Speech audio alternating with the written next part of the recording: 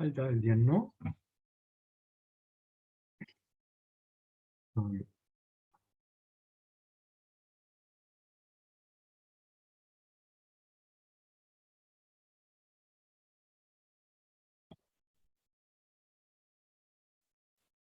Bueno, estamos todos, ¿no? 1, 2, 3, no, falta Iván.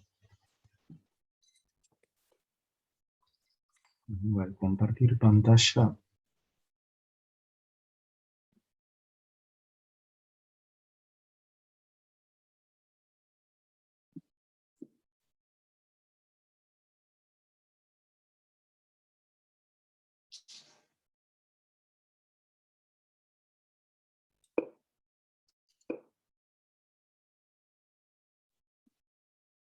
Dios, qué bronca que me da siempre tener que volver, que no se me abra desde donde, no se me abre desde donde estaba. Admitir. Ahí estamos todos. Acá está. Bueno, ¿estamos? Sí. Perfecto. Bueno, estábamos hablando de en la neurosis obsesiva, la libido regresa por lo general a la fase sádico-anal del desarrollo de la libido, el desarrollo de la sexualidad. Y entonces se dan las condiciones para que se formen lo que Freud llamó rasgos de carácter o formaciones reactivas. Es lo mismo, rasgos de carácter o formaciones reactivas significan lo mismo. ¿Por qué reactivas? ¿Alguien puede decir por qué Freud llamó reactivas a estas formaciones? ¿O a estos rasgos de carácter?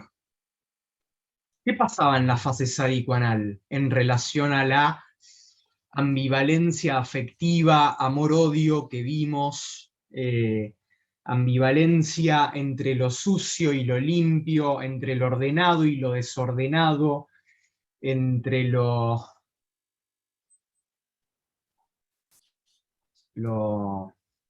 Como odontóloga, lo digo, como odontóloga, la a ver, contradicción.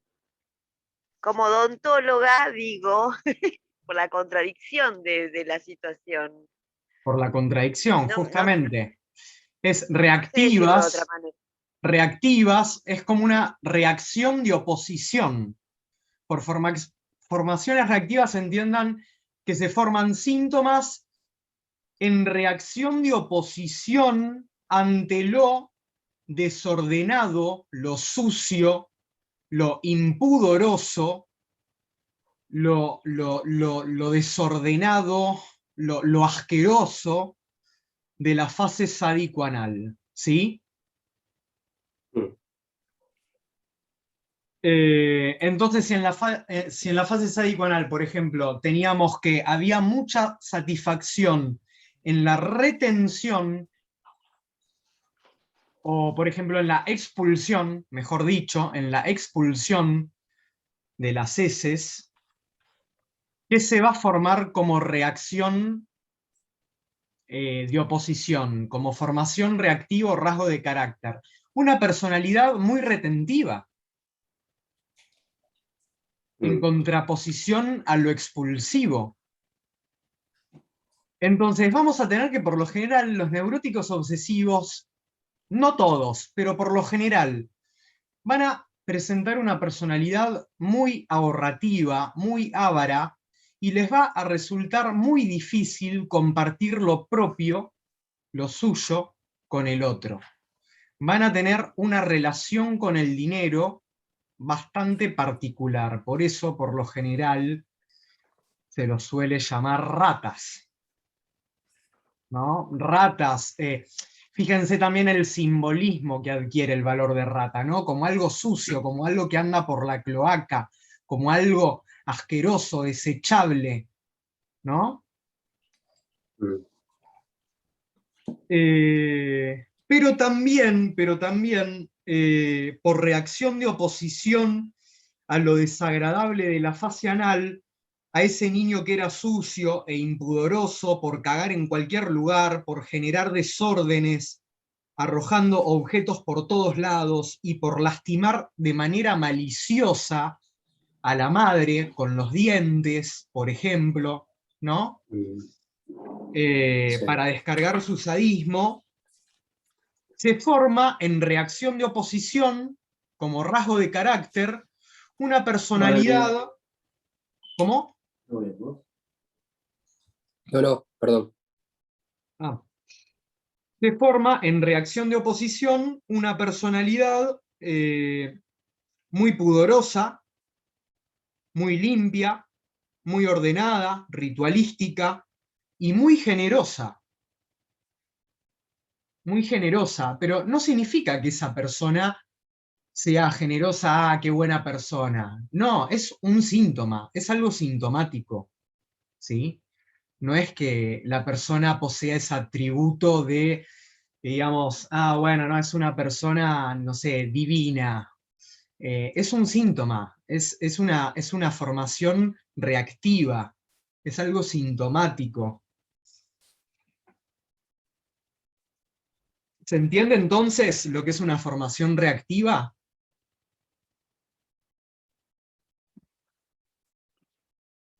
Sí, ahora sí. Se tildó un poco. Volví, ¿no? Sí, ahí estás. ¿En qué habíamos quedado?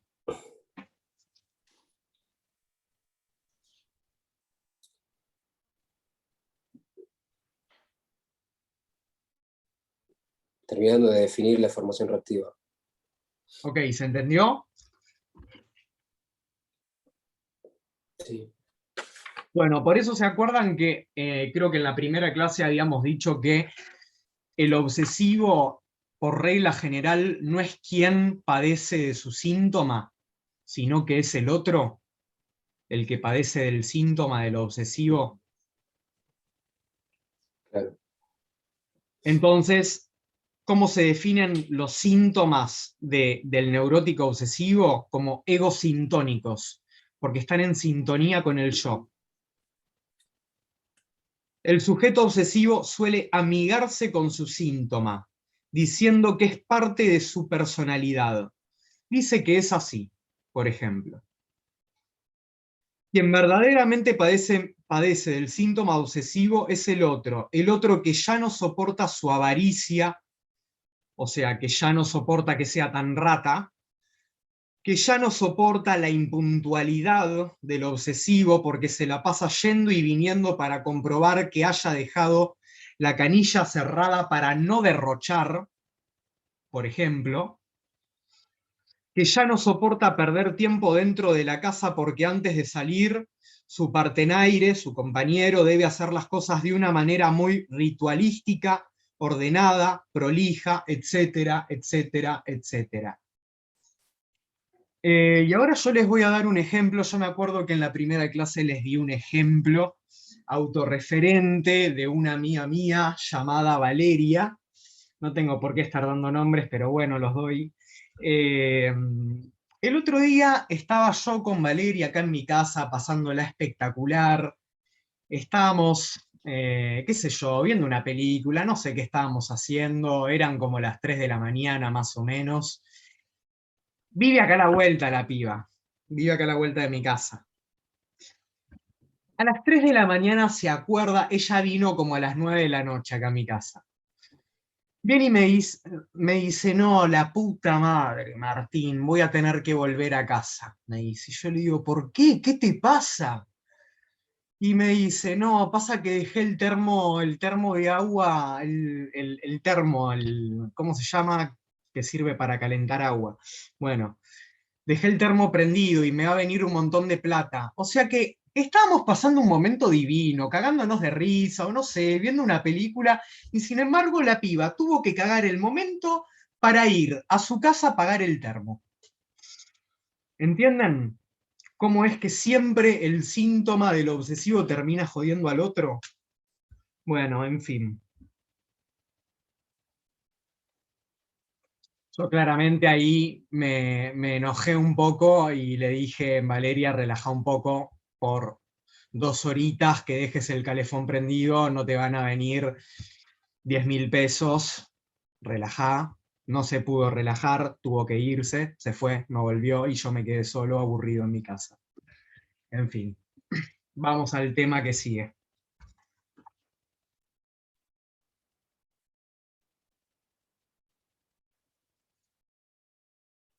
Ya vimos en qué consisten, ¿se ve la diapositiva? Sí. Ya vimos más o menos en qué consisten las neuropsicosis de defensa, son los cuadros psicopatológicos contraídos a raíz de un conflicto psíquico ocurrido en el pasado, y fíjense que subrayo pasado del sujeto y erráticamente resuelto. Erráticamente resuelto porque acude al mecanismo defensivo de la represión, y ya sabemos que el destino de la represión es siempre su fracaso sintomático. ¿Ok? Cuando el síntoma se torna imposible de soportar, el sujeto acude a consulta con un analista demandando que lo cure. ¿Sí? Y en psicoanálisis entendemos que la cura es una cura por la palabra, the talking cure. The Talking Cure viene de una paciente de Freud, la primera paciente de Freud histérica, llamada Ana O, no sé si les suena. Freud la avasallaba, Freud no la dejaba hablar básicamente a esta paciente. Le decía, a vos lo que te pasa es esto, a vos lo que te pasa es esto, esto y esto y esto, y básicamente no dejaba que la sujeto hablara de lo que le pasaba.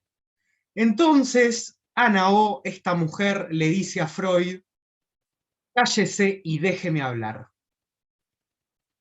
O sea, le para el carro, digamos, a Freud, y ahí Freud se da cuenta de esto, ¿no? De que en psicoanálisis la cura va a ser la cura por la palabra.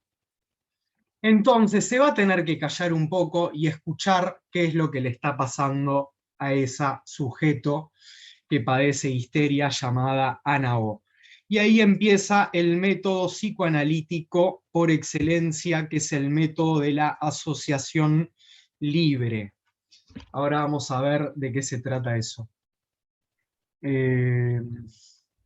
Bueno, será hablando con el otro del analista al que se le supone un saber sobre el propio padecimiento. O sea, el analista en realidad no sabe nada. El que sabe es el paciente, en todo caso, ¿no? En realidad no sabe porque está reprimido, es un saber no sabido. Pero el saber siempre va a estar ubicado del lado del analizante o del lado del paciente. Sin embargo, le supone el saber sobre el propio padecimiento al otro, al analista. Y eso, la suposición del saber sobre el propio padecimiento al analista, va a ser la condición necesaria para que la cura se pueda orientar. Y la otra condición necesaria claramente va a ser el hablar. El analista le va a aplicar al analizante o al paciente una única regla fundamental del psicoanálisis, una regla, que es la regla fundamental. Esta regla se llama la ley de la no omisión, o sea, la regla de no omitir absolutamente nada. El analista le va a decir al sujeto que diga absolutamente todo lo que se le cruce por la cabeza, que no se abstenga de decir nada, que no omita nada, por más disparatado, vergonzoso o banal que le parezca. Se le advierte al paciente que, aunque le sobrevenga una idea o representación que nada tiene que ver con el hilo de discurso organizado que viene relatando, lo diga de todas maneras. O sea, si yo vengo hablando, por ejemplo, no sé, de una situación que tiene que ver, no sé, con mi mamá, y de repente se me cruzó algo por la cabeza que tiene que ver con, no sé, con Valeria, con mi amiga. Lo digo igual. Ah, se me acaba de ocurrir esto. Es difícil, porque opera la barrera ahí de la resistencia, opera la barrera de la represión, y es difícil que eso ocurra. Es difícil asociar libremente. Bueno, la asociación libre es el método específico del psicoanálisis, que el paciente pueda asociar libremente sin omitir absolutamente nada, que diga todo lo que se le cruce por la cabeza, por más disparatado o banal o poco importante que le parezca. El discurso analítico, el psicoanálisis, trabaja con el basurero del lenguaje. En este sentido, o sea, con lo que el sujeto preferiría tirar a la basura, porque a su parecer le parece poco importante, banal, disparatado o delirante. Por ejemplo, qué sé yo, hay pacientes que, no sé, les resulta muy poco importante ir y contarle al analista un sueño que tuvo, por ejemplo. Porque fue un sueño, qué sé yo. No, no es algo que parezca muy importante para la vida de una persona, un sueño, ¿no? Entonces, no lo cuentan. Es algo que quizás el sujeto preferiría omitirlo, tirarlo a la basura. Por eso decimos que el psicoanálisis trabaja con el basurero del lenguaje, con los desechos del lenguaje. ¿Se va entendiendo hasta ahí? Sí, sí, perfecto, clarísimo.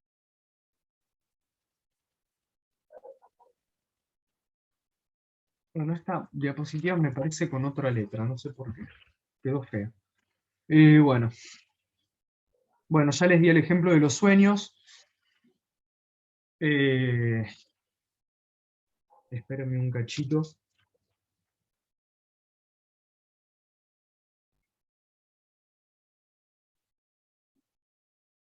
Bueno, incluso los sueños sabemos de la diminuta o casi nula dosis de realidad que a veces tienen y por ello nos despertamos sin comprender nada. Todos estos desechos del lenguaje son tomados por el analista como material de trabajo que vale oro. O sea, es como un tesoro para el trabajo analítico, para que la cura funcione. ¿Sí? Sin embargo, lo que el analizante o el paciente no sabe es que justamente eso que a su consideración o a su parecer es banal, disparatado, delirante, vergonzoso o fuera de lugar, podría llegar a poseer un nexo lógico o cierta conexión asociativa con la causa que dio origen a su padecimiento, ¿sí? A su neurosis. ¿Se va entendiendo? Puede ser posible también que se trate de un nexo indirecto. O sea, está bien, el paciente va y dice eso que se le acaba de cruzar por la cabeza y que sin embargo le parecía banal o disparatado o un sueño. Quizás venía hablando de una situación X y de repente se le cruza otra idea, otra representación por la cabeza y sin embargo la dice, aunque no tenga nada que ver con lo que viene diciendo. ¿No? Entonces, en ese sentido, cumple con la regla fundamental del psicoanálisis, que es la ley de la no omisión, o la regla fundamental de decir todo lo que se le cruce por la cabeza. Pero es un nexo indirecto, ¿por qué? Porque, por más que lo haya dicho, sigue sin tener una conexión directa con la causa que dio origen a su padecimiento. Sin embargo, el analista, puntuando o señalando o interpretando alguna palabra que el analizante emitió en su habla, en su discurso, puede ser que repentinamente comienzan a aparecer en el sujeto otros nuevos eslabones de la cadena asociativa. que ya sí podrían ser más cercanos o más aledaños al núcleo patógeno. ¿Se entiende? Es decir, al conflicto psíquico que ha originado su neurosis, a la causa. Núcleo patógeno es la causa. ¿Se entiende? Bien. Perfecto. Entonces, lo que se propone en psicoanálisis es el método de la asociación libre, que el sujeto hable libremente de su presente, de su futuro proyectado y de las inhibiciones que quizás lo opacan, o sea, al futuro proyectado, pero sobre todo de su pasado, porque es en ese último tiempo verbal, o sea, en el pasado, donde podemos encontrar la causa que dio origen a su padecer actual, tanto a su síntoma como a sus inhibiciones, como a su angustia. ¿Qué les iba a decir? Se me fue de la cabeza. Bueno, no importa, ya se me va a venir. Entonces, en este sentido, estamos hablando de neuropsicosis de defensa. ¿Por qué? Porque Freud considera analizables y por lo tanto curables por el tratamiento analítico a este tipo de neurosis. ¿Por qué? Porque tienen su origen o una causa en un pasado. Vieron que en un principio les dije que había subrayado la palabra pasado. Y si tienen origen en un pasado, esto significa que son historizables. ¿Qué significa que sean historizables? Significa que se puede decir algo acerca de ese padecimiento. Significa que se puede hablar de lo que le está pasando. ¿De qué manera? Recordando. Parece algo fácil, ¿no? Porque recordar es una función bastante, digamos, elemental, cognitiva, un proceso mental, cognitivo, que cualquier persona puede llegar a poseer, la memoria, ¿no? Pero sin embargo nos encontramos con que justamente no se puede recordar tan fácilmente porque operó el mecanismo defensivo de la represión, a raíz del cual se contrajo la neurosis, el síntoma, el padecimiento.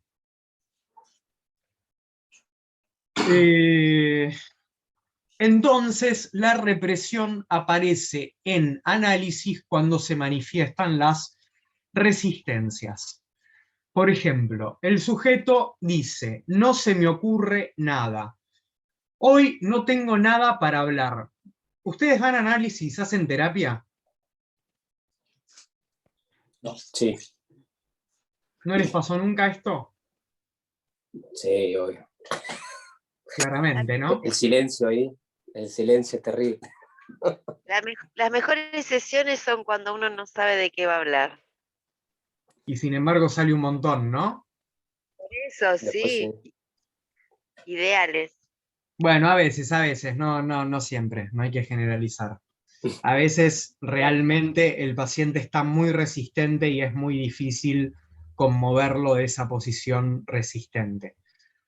Pero bueno, también opera otro mecanismo que es también una manifestación de la represión, que es la negación. Porque también puede decir algo para después negarlo. Por ejemplo, dice, no, igual eso no viene al caso. O también puede decir, no es que yo, bla, bla, bla, bla, bla, bla. Pero ese no es que yo, hay que tomarlo con pinza. Freud dice, en toda negación se afirma algo. Entonces, tenemos que sacar el no que aparece al principio y dejar lo que sigue en la enunciación. ¿Se entiende? No es que yo Sí. no quiera, bla, bla, bla. Entonces queda, yo quiero, bla, bla, bla. ¿Se entiende? Negación. Está al Hola. servicio de mantener la barrera de la represión y es un mecanismo defensivo que acude el yo para mantener lejos de sí aquel contenido inconsciente que intenta acceder a la conciencia. ¿Vamos hasta ahora? ¿Se va entendiendo?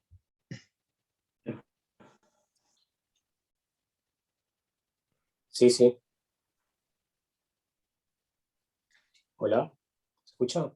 Hola, hola, ¿se escucha? Perfecto. ¿Se me escucha a mí? Ok, listo. Se te escucha. Sí, sí. Bueno, en resumen entonces, En resumen, entonces, las neuropsicosis de defensa son aquellos cuadros clínicos que tienen posibilidad de ingreso al dispositivo analítico porque tienen posibilidad de cura. Y dijimos que tienen posibilidad de cura porque el sujeto puede hablar de su pasado. Puede historizar. Eso es hablar del pasado, historizar. Entonces, hablar vamos a tener que es equivalente a la capacidad de simbolizar. ¿Qué simbolizar? La capacidad de poner en palabras. Poner un nombre a aquello que nos pasa. Poner en palabras determinada situación o momento del pasado que ha sido conflictivo para el sujeto y que no ha encontrado otra solución que el errático mecanismo represivo. Bueno.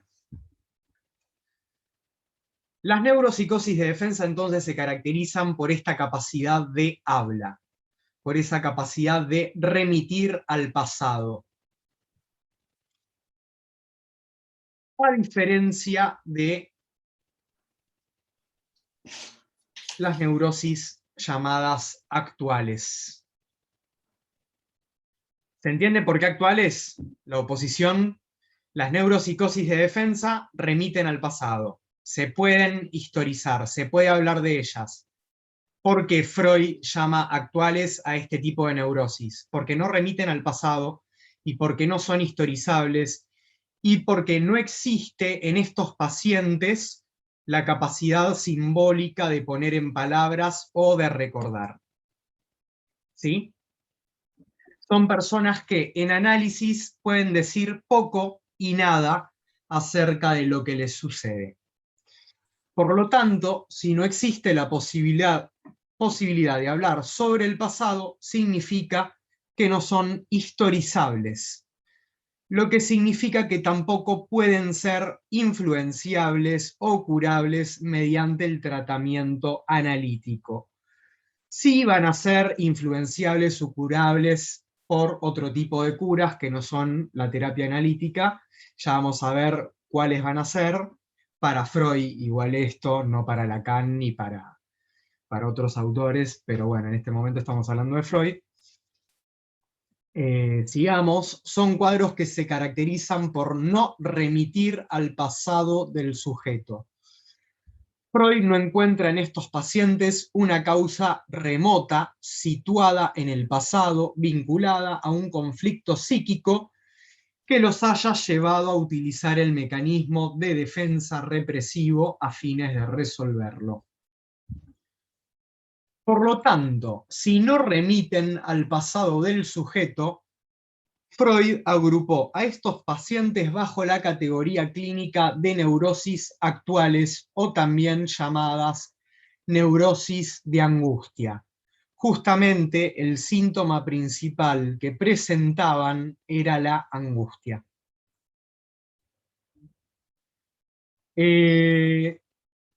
Retengan mucho este concepto o esta acción de ligar psíquicamente, porque va a ser muy importante. La angustia para Freud es un afecto que es imposible de ligar psíquicamente. Es lo que no se puede ligar al mundo de las representaciones o al mundo de las palabras. ¿Qué pasa cuando una persona está muy angustiada? Levanten los micrófonos. Cuando una persona, por ejemplo, está en pleno momento de angustia o en pleno, no sé, por ejemplo, en un ataque de pánico, que en psicoanálisis lo entendemos como crisis de angustia o como angustia en estado de pureza. ¿Qué es lo que pasa? ¿Se paraliza?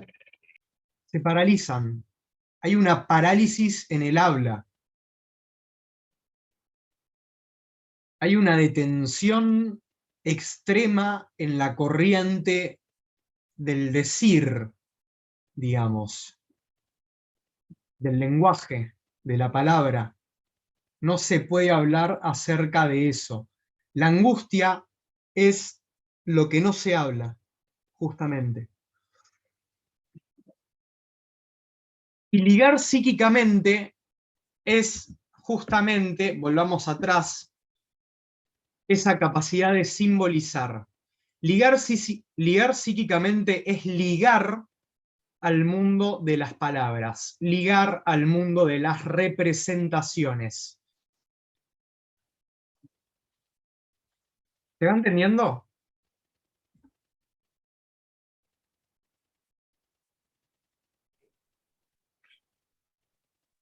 Sí, no. Sí, sí, sí. ¿Puedo hacer Sí, una pregunta? sí, Andrea. Te escucho muy bajo. ¿Está lejos el micrófono ahora? Ahí, ahora, Ahí perfecto. está. Bueno, no sé cómo hacerla, ¿no? Pero si en la angustia están las preguntas. Acuérdense que yo soy odontóloga y astróloga, ¿no? Si en la angustia están las preguntas, ¿no? O sea, está bueno llegar a la angustia, Está espectacular, sí, supuestamente, ¿no? Para cuando uno está haciendo análisis. sí. Estaría contradiciendo porque no lo puedo, Verbaliza. no lo puedo Bueno, poner palabra. bueno, justamente la lectura que Lacan va a hacer de Freud es que Freud se angustiaba ante estos pacientes que no podían hablar. Entonces, ante la angustia de Freud, a raíz de la angustia de Freud, los dejaba por fuera del dispositivo analítico y, por ejemplo, les decía que vayan y se masturben, por ejemplo. Claro. Claro, Porque qué ahí bueno, iban ¿no? a poder descargar, supuestamente iban a poder descargar una tensión sexual somática que tenían acumulada y que no encontraban vías anormales de descarga.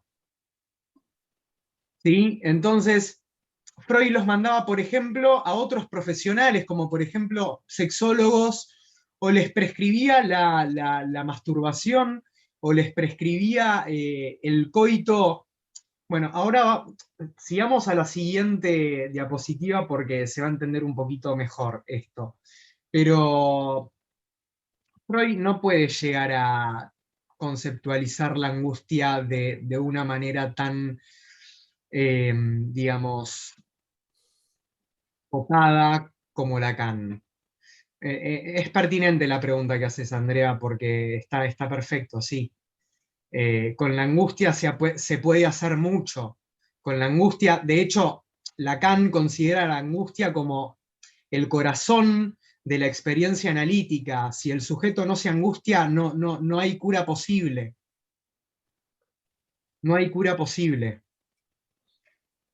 Pero bueno, Freud no tenía esa concepción. Gracias. ¿Te respondió un poco la pregunta? Un montón. Se ve que estoy más con Lacan que con Freud yo, ¿eh? Sí, seguramente. Igual después vamos a ver con Lacan que la angustia en sí está muy copado, que un sujeto se angustie, llegar a esa experiencia de la angustia en un análisis, pero vamos a ver que hay maneras y maneras de elaborar o tramitar la angustia. Hay maneras copadas de tramitar la angustia y de hacer algo con la angustia, y hay maneras que son patológicas de elaborar la angustia. Pero después lo vamos a ver eso. En fin. La angustia para Freud entonces es un afecto que es imposible de ligar psíquicamente, es lo que no se puede ligar al mundo de las representaciones o al mundo de las palabras. Y aquello que no puede ligarse psíquicamente, según Freud, se transpone de manera directa en el cuerpo en la forma de la angustia. Por ejemplo, los panic attacks o crisis de angustia. Sintomatología en los ataques de pánico, sensación de... Los ataques de pánico no son nada novedosos, están muy de moda, pero no son nada novedosos. Ya Freud hace como 100 años atrás describió toda la sintomatología asociada a este síndrome, que bueno, son la sensación de amenaza o peligro inminente, creencia de estar volviéndose loco, sensación realista de muerte, pérdida de orientación temporoespacial, pánico, taquicardias, sudoración extrema. O sea, es algo que se vivencia en el cuerpo. Lacan va a decir que es algo que se vivencia en el orden de lo real. Después vamos a ver qué es lo real. En fin. Si nos acercamos a preguntarle al sujeto aquejado de panic attacks en el mismo instante que está vivenciando semejante episodio, lo más frecuente es que nos encontremos con que no tenga absolutamente nada para decir. Estado de parálisis psíquica, como dijo Iván. Freud designa este estado como un estado de perturbación económica. Después vamos a ver qué significa perturbación económica. No existe palabra que pueda nombrar, abordar, describir, representar o ligar psíquicamente aquello que está sucediendo. Es algo que solo se vivencia en lo real del cuerpo. Real en oposición a simbólico. Vamos anticipando un poco los registros lacanianos. Lo simbólico, decíamos, es justamente aquella capacidad del sujeto de poner en palabras, de representar, de ligar psíquicamente, ¿sí? Y lo real va a ser aquello que está totalmente fuera del símbolo, fuera de la palabra, fuera de sentido, ¿sí? Es el orden, es el registro que se va a caracterizar por lo innombrable, por lo imposible de nombrar, dice Lacan.